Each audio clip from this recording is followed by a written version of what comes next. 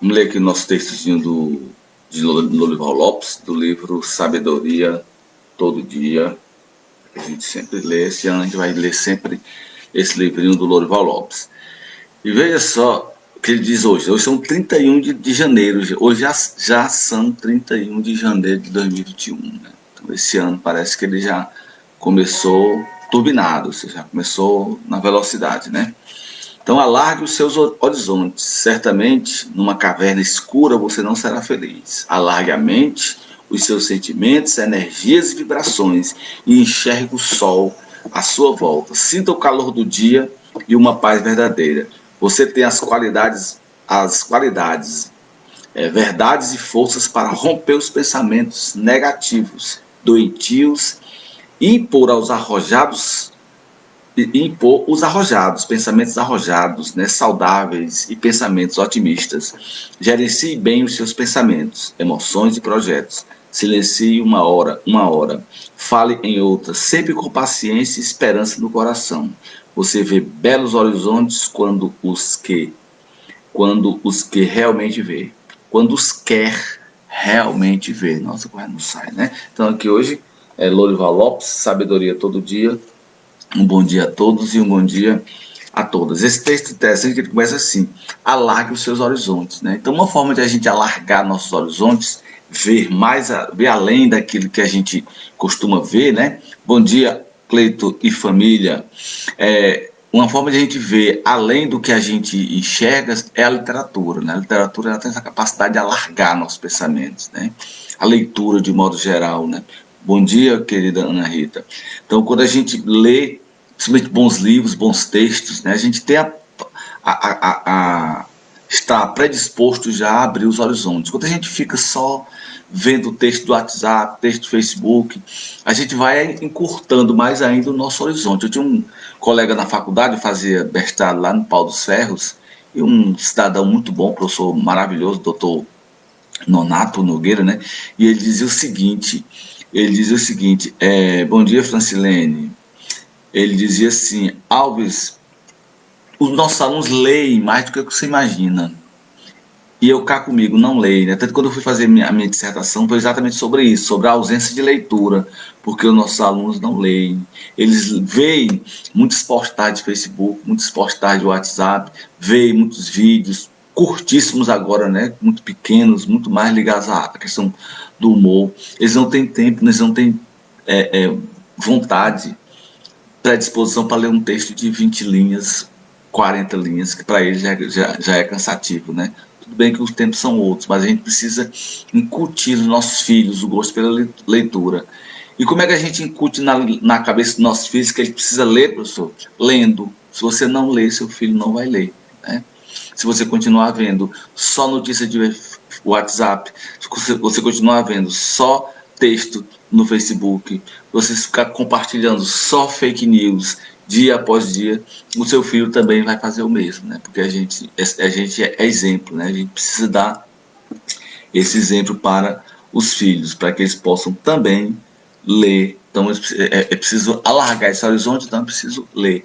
Horizonte alargado, a gente começa a compreender melhor o mundo, começa a compreender melhor as situações, e aí a gente tem mais condições de discutir, de analisar, de até de votar corretamente, né? Mais ou menos por aí. Hoje, o nosso evangelho de hoje, a gente vai ficar em torno aqui do capítulo 11, deixa eu ver o título do capítulo 11 aqui, rapidez. Capítulo 11, capítulo 10, capítulo 11. Capítulo 11, amar ao próximo como a si mesmo. E vamos falar um pouco sobre o item 11, que versa exatamente sobre o egoísmo, tá? Então a gente vai ler o evangelho, parte do evangelho, depois a gente volta e lê um texto aqui de Raquel de Queiroz, muito maravilhoso. Muito interessante esse texto. Bom dia, Fernanda.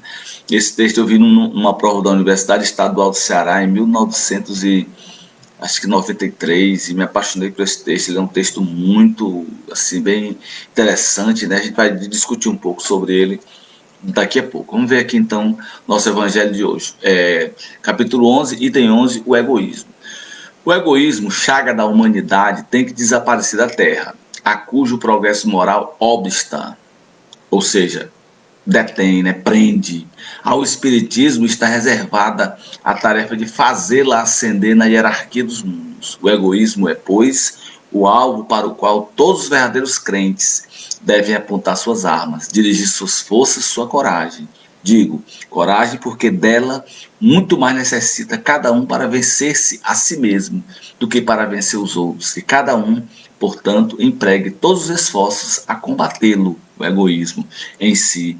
Certo de que esse monstro devorador de todas as inteligências, esse filho do orgulho, é o causador de todas as misérias do mundo terreno, é a negação da caridade e, por conseguinte, o maior obstáculo à felicidade dos homens. Então, quando a gente fala sobre o egoísmo, né, a gente vai lembrar que muita gente falou sobre esses sentimentos negativos, né? Entre eles está o filósofo que a gente está discutindo lá no grupo Resistência Mandacaru, também lá no nosso grupo do YouTube, que é Arthur Schopenhauer, As Dores do Mundo, e ele fala muito dessa questão do orgulho, né? Ele diz que o orgulho é quando você busca em si qualidades que às vezes nem tem.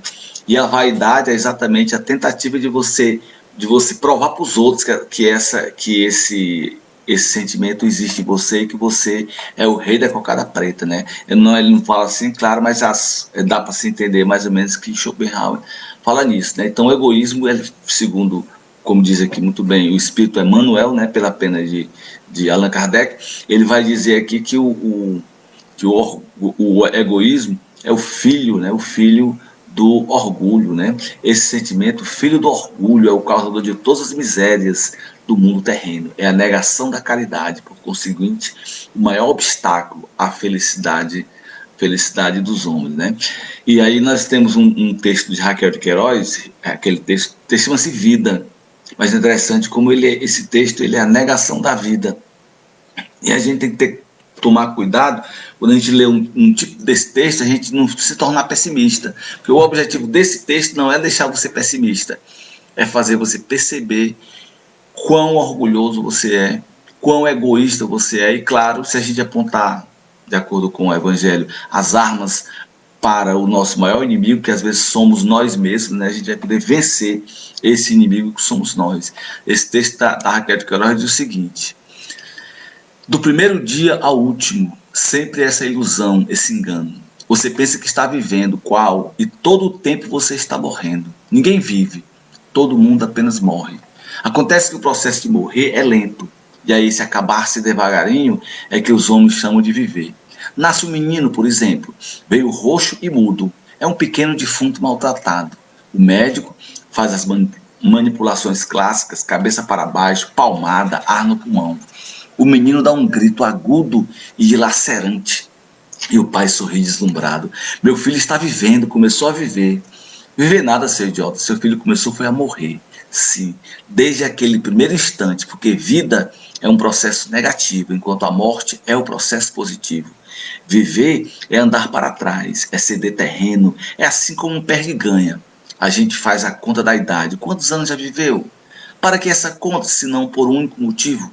Para fazer o cálculo provável do quanto ainda nos resta antes de morrer. A cada ano, a cada dia, a cada hora e minuto você tem menos vida dentro de si, menos coração, menos veia, menos músculo, menos reserva na fonte de energia. Viver, para resumir, é usar-se. Lanterna de bolso com a pilha que não se substitui. Acabou-se a pilha, acabou-se tudo. Joga fora o casco inútil que luz não sai mais dali. Aí a gente diz, nossa, como a Raquel de Queiroz é pessimista, né? Como ela não é pessimista. Mas ela não é pessimista, ela é realista. A gente precisa diferir o pessimista do realista. O pessimista é aquele para o qual nada no mundo dá certo, né? E aquele que faz da vida, digamos assim, a sua desilusão eterna. E o que a Raquel de Queiroz na verdade, é realista. Na verdade, quando a gente nasce, a gente já começa o processo de desencarne, né? É tanto que a criança lá, quando o médico dá palmada, que ele chora, esperneia, porque ele não quer entrar nesse mundo aqui, que ele sabe, né? Veio da espiritualidade, um mundo tranquilo, e tem que encarnar, né? E claro, a Raquel de Queiroz se dizia ateia, mas a gente, então a terra não acredita em Deus, não é bem assim. Você vê o que se vai jogar fora, o que ela propõe jogar fora, né, é o casco inútil. Quando ela diz aqui, lanterna de a vida, né? Lanterna de bolso com a pilha que não se substitui. Acabou-se a pilha, ou seja, acabou-se, desencarnou, acabou-se tudo. Joga fora o casco inútil, que luz não sai mais, não sai mais dali. Ou seja, quando o indivíduo desencarna, o corpo não é nada mais nada menos do que um traste inútil, né? Pode ser jogado numa vala, pode queimar, depois coloca num vasozinho, coloca assim num vasozinho na sala, né, com as cinzas para adorar. Aqui está fulano de tal, né? Não está, fulano está pairando aí na erraticidade, pairando aí no outros, pela, como é que a gente diz, aí, pela espiritualidade, pelo mundo espiritual, pela pátria maior, né? O que então diz aqui, acabou-se a pilha, acabou-se tudo, assim que nascemos, começando, exatamente, aí essa pode quer dizer, mas então ela é pessimista, não, não. Vamos ver então o que, é que ela diz na sequência do texto. E assim, portanto, não adianta a ambição. Você trabalhando por um lado, a morte trabalhando pelo outro. São como duas cobras que se mordem pela cauda. Você se agitando, cuidando que está construindo, enquanto ela, silenciosa, rói, sem parar, a estrutura interna, deixando apenas a ilusão da superestrutura. Mas é oca, já não tem nada dentro. Você compra, vende, aprende alemão, constrói casa nova e faz ginástica. Tudo isso a serviço de quem se supõe vivo, pelo menos por um prazo, como se o relógio parasse para você gozar o momento, a paisagem e o ar bom. Porém, na verdade, você desde o começo é um meio morto, que aos poucos vai se entregando. Todo dia um pedacinho, até a entrega definitiva.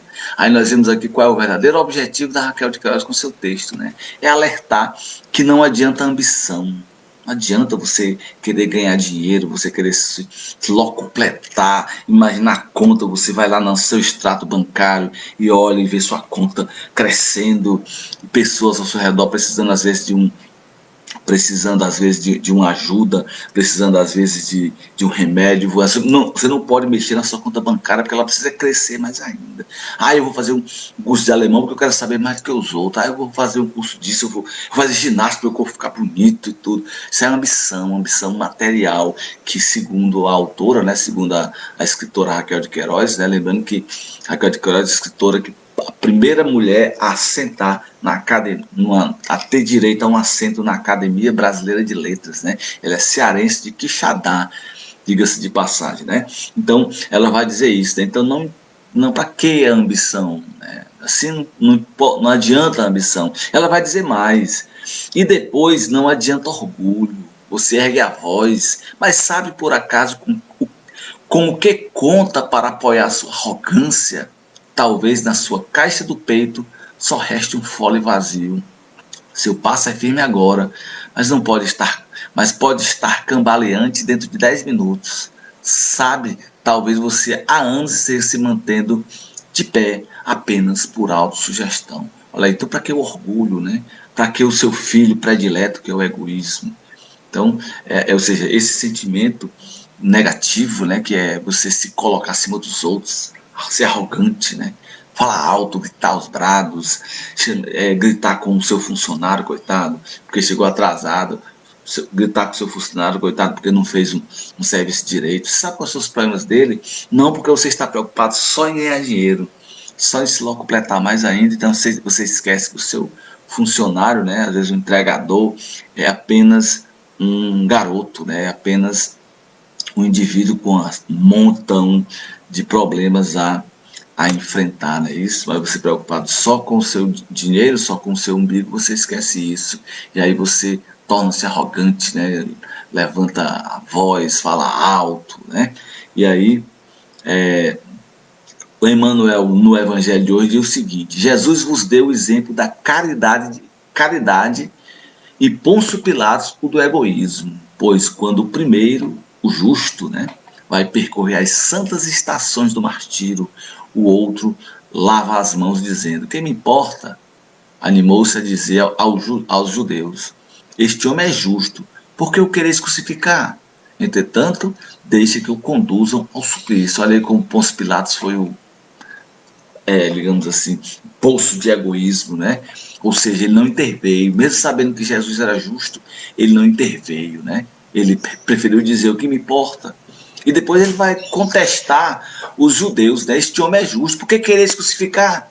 Entretanto, o que ele faz? Lava as mãos, deixa para lá. Jesus, sim, esse deu o exemplo de quê? Da caridade, porque imolou-se, né, digamos assim, imolou-se para que a sua morte, para que o seu sacrifício pudesse fazer, jorrar pelo mundo, né, o evangelho, coisa maravilhosa, né? Então, eis o conflito, né, entre o egoísmo e e a caridade, né? O egoísmo, na verdade, se cura com caridade. Quanto mais caridade você faz, menos egoísta você vai se tornando, porque você está sempre pensando mais no outro e não em você, né? E Raquel de Queiroz, lá no texto Vida dela, vai arrematar dizendo o seguinte: e escute mais, nem o pudor adianta, este ciúme de si mesmo, que muitos pensam que é virtude. Essa valorização da carne viva, esse mistério que nem aos olhos amantes se desvenda total, essa fração de corpo secreta e triste, que todos escondemos até da nossa própria vista. Talvez hoje, talvez daqui a pouco, seja tirada do seu controle, entregue às mãos dos outros, exposta, manipulada, discutida, retratada. E aí, de que serviram tantos anos de recato para chegar a tal exibição? E então, para que todo esforço?